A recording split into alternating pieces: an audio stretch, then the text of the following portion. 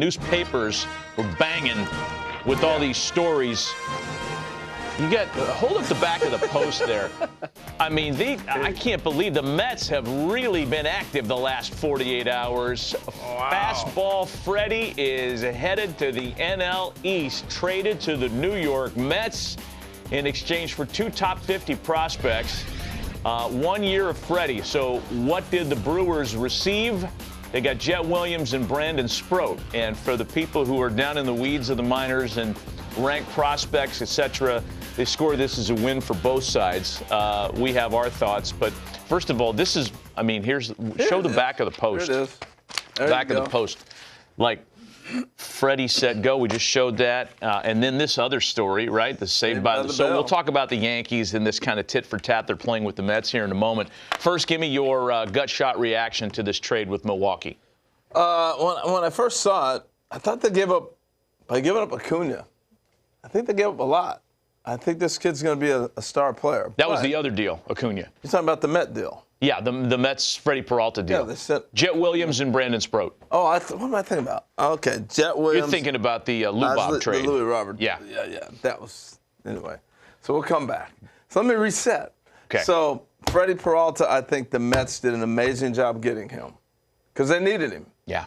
This is a big-time star pitcher. Mm-hmm. He's a front-end guy. He's healthy, gives you innings. He's a competitor. I think he'd be great in New York City. And giving up Jet Williams, who I think was kind of blocked anyway. So I like it when players don't have a place to go to, that you move them. Mm-hmm. So I think it was a great deal. Here's the thing I take away from all this, Matt. You can tee us up now.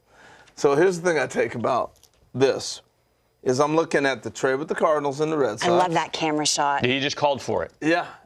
I'm pulling my inner M singer. And then also the trade yesterday, the former GMs going back, knowing the organizations they came from, right, and knowing the needs, yeah, and making the deals. Yeah, that's an interesting angle because, of course, those two president of baseball operations were aligned for so many years together in Milwaukee, and yes, they're familiar with one another's talent pool. I think, more so the Brewers' talent pool. But then, you kind of look at it pessimistically, as I so often do, and I say, oh, wow, another brother-in-law deal where you call your buddy and you make a trade. Was it the best deal, or was it the easiest one to execute? Well, but it was almost like they did him a solid. Like, you're struggling in New York.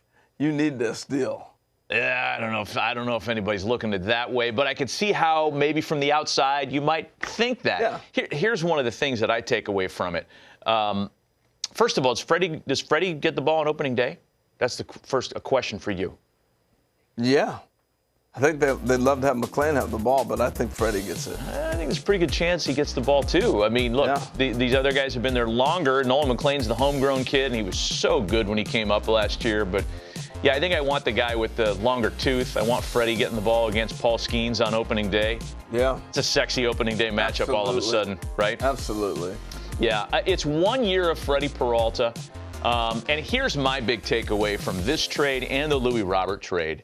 If this fails, you're only on the hook for one remaining year on the two players you acquired. So you could very easily, if they get out of the gate bad and they're still floundering at the All-Star break and it doesn't look like it's getting any better, you could get out from under it with 2 deadline deals and start over again next year, essentially. This rebuild would happen immediately if this incarnation of the Mets fails, which, we can't say that yet because they haven't even gone to camp. Well, you can say the same with Bichette. He's got an option, opt-out as well. Yes.